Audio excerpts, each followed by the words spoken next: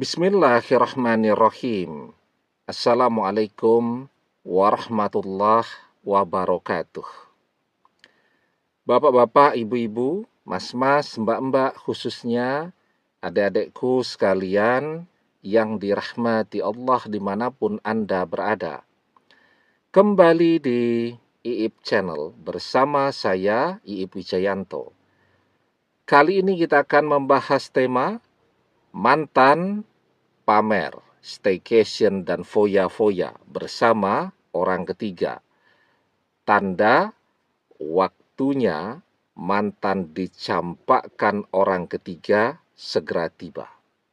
Ya, nah jadi mungkin awal-awal perpisahan dengan kita, mantan bersama orang ketiga masih malu-malu lah ya.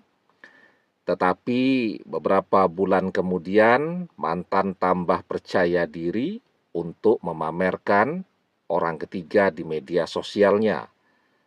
Dari mungkin sekedar jalan-jalan, ya piknik ke tempat-tempat wisata, ke taman-taman, ke pantai dan seterusnya. Tambah ke sini, mantan tambah menjadi-jadi, memamerkan sedang foya-foya, ya belanja-belanja di mal-mal yang mahal dan terkenal, ya. Kemudian orang ketiga juga pamer, unboxing, ya, membuka belanjaan yang dibeli dengan duitnya mantan. Kemudian pamer staycation di hotel-hotel berbintang 5 dan seterusnya. Maka sesungguhnya ketika tanda-tanda ini sudah muncul, itu adalah waktu di mana mantan akan segera dicampakkan oleh orang ketiga semakin dekat, ya. Nah, kenapa demikian? Yang pertama, ya, staycation. Staycation itu nginap tuh di hotel-hotel berbintang, hotel-hotel mahal dan seterusnya. Ketika orang nginap di hotel itu, ya, pengeluarannya banyak tuh. Apalagi hotel berbintang, ya. Sekali buka kamar saja paling murah mungkin 500.000. Kalau beberapa malam ya sudah angkanya lumayan juga kan? Dan tidak cuman menginap saja, ya. Nginap, bawa bekal, bawa beras, bawa mie dari rumah kan enggak. Makan juga harus yang seimbang kan. Staycation di hotel, makan makanannya juga yang berkelas ya. Makan siang di hotel, makan malam di restoran yang mahal. Kalau sarapan pagi mungkin masih dapat breakfast ya dari hotel dan seterusnya. Nah, ini tidak cuman menghambur-hamburkan uang ya, kan foya-foya juga tuh. Tapi kan di situ ada perzinahannya. Ya, mosok laki-laki, perempuan, mantan dan orang ketiga staycation nginep satu kamar, ndak ngapa-ngapain kan, mestinya berzinah. Nah, kok belum menikah sudah staycation kan gitu. Artinya ini adalah sesuatu yang isinya dosa. Ya, karena zinah itu kan dosa yang sangat besar ya. Jadi jangankan berzinahnya, mendekati zinahnya saja itu sudah berdosa. Wala taqrabuz zina innahu kana fahisah wa sa'a sabila. Dan janganlah kalian mendekati zina, karena sesungguhnya zina itu adalah perbuatan yang keji dan jalan yang buruk ya. Itu surat Al-Isra ayat ke-32. Nah, artinya apa? Ketika sebuah hubungan cinta itu isinya staycation, nginep-nginep di hotel, artinya itu bukan cinta. Itu nafsu, ya.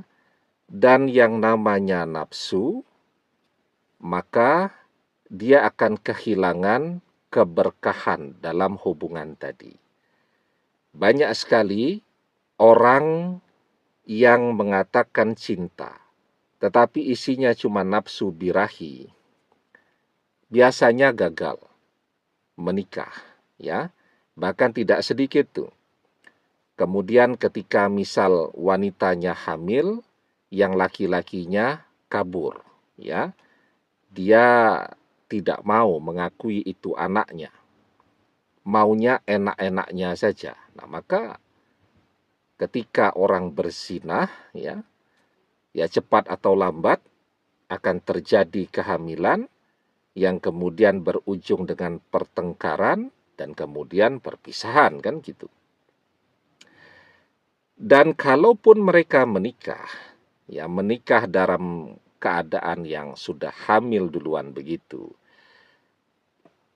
mengawali sebuah pernikahan dengan dosa, ya, maka keberkahan dari pernikahan itu akan hilang, ya. Sehingga menjalani pernikahan itu jadi berat semua tuh. Yang awalnya bekerja, setelah menikah jadi menganggur. Karena apa? Karena mengawali pernikahan itu dengan perzinahan.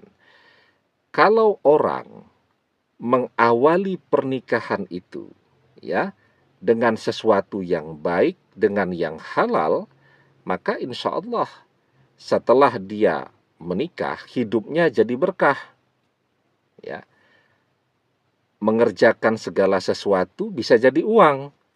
Bahkan mungkin awal menikah itu bekerjanya dengan gaji sedang, setelah menikah bisa punya pekerjaan dengan gaji yang besar, ya. Bisa nabung, bisa mulai nyicil beli rumah, beli kendaraan, dan seterusnya, dan seterusnya. Nah, itu kalau dia mengawali pernikahannya dengan halal. Tapi kalau dia mengawali pernikahannya dengan sesuatu yang diharamkan, maka kedepannya akan ruwet saja tuh.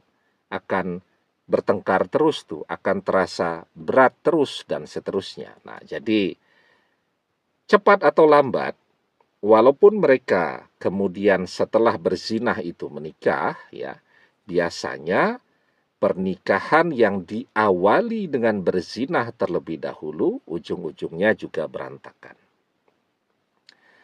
Itu ketika staycation, menginap di hotel-hotel mewah. Liburan, staycation, nginap di hotel mewah, ya. Nah, kemudian staycation itu juga mengeluarkan banyak uang, kan? Kita tahu persis bahwa mantan itu punya keterbatasan, ya. Mantan memang punya tabungan, tapi tabungan itu didapatkan bukan sehari dua hari bekerja. 5-6 tahun bekerja mengumpulkan uang, punyalah tabungan. Dan tabungan itu kemudian digunakan berfoya-foya dengan orang ketiga. Maka habisnya cepat sekali, ya. Misal bawa duit 50 juta tuh tabungan, mungkin tidak sampai 2 bulan juga. Kalau cuma dipakai untuk foya-foya, staycation, belanja-belanja, makan-makan di restoran yang mahal, makan-makan di hotel dan seterusnya, habis tuh, ya. Nah, dan disitulah perpisahan itu akan segera tiba ketika mantan sudah tidak ada apa-apanya lagi, sudah tidak punya tabungan, ya. Kalaupun dia masih bekerja, untuk mengumpulkan uang agar bisa staycation yang mahal, belanja-belanja, foya-foya, kan butuh waktu lama lagi. Dan orang ketiga kan tidak mau yang seperti itu. Dia mau yang instan saja.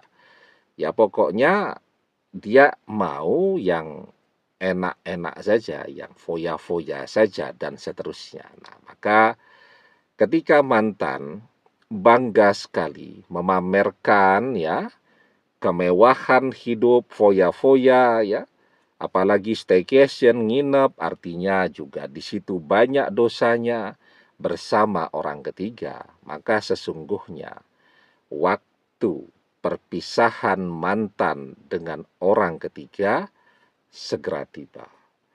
Demikian, semoga bermanfaat.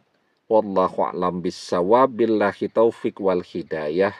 Assalamualaikum warahmatullahi wabarakatuh.